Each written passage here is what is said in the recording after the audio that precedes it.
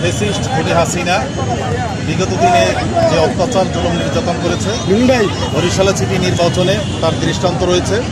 এখানে মুফতি সৈয়দ মোহাম্মদ ফয়জুল করিম হাতমালাকা প্রতীক নিয়ে তিনি নির্বাচন করেছিলেন।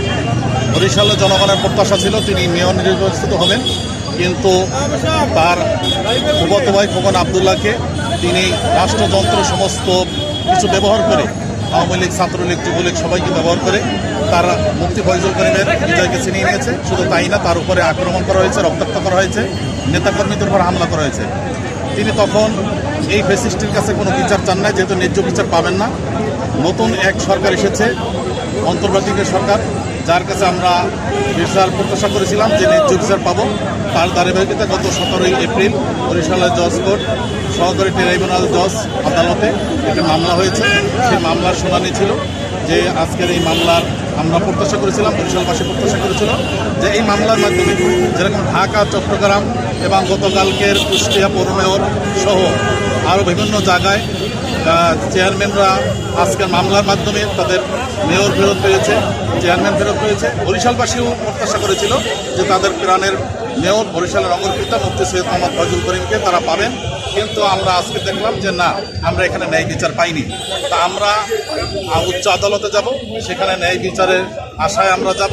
ইনশাআল্লাহ আশা করি উচ্চ আদালত আমাদের প্রতি ন্যায় বিচার করবেন এবং মুফতি ফয়জুল করিম বরিশালে নগরীত হবেন, এটাই আমাদের প্রত্যাশা। চরমোনাই বিশ্ব হুজুরের ভক্তদেরকে স্বনির্বন্ধভাবে জোর অনুরোধ করেছেন আপনারা আসবেন।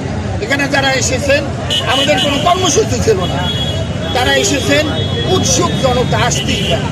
আর অনেক হুজুর আছে, তাদেরও তো মামলা আছে, যেহেতু শতকরা 30-40 জন টুপিওয়ালা দাড়িওয়ালা মানুষ বাংলাদেশে, তাদেরও তো মামলা আছে।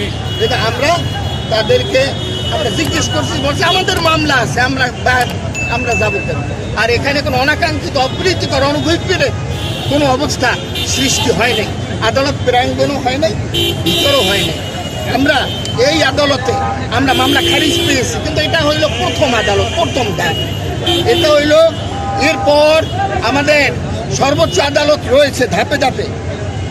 14 BLT পেজ নং 123 অ্যাপিলেট ডিভিশন, সেখানে 4578 তামাদি মৌকুফের নজির রয়েছে।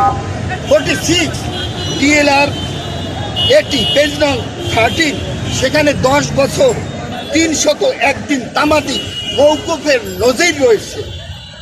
CRPC এর আন্ডার সেকশন 151 এ আদালতের সহজাত ক্ষমতা রক্ষা, আদালতের অন্তর্নিহিত ক্ষমতা রয়েছে।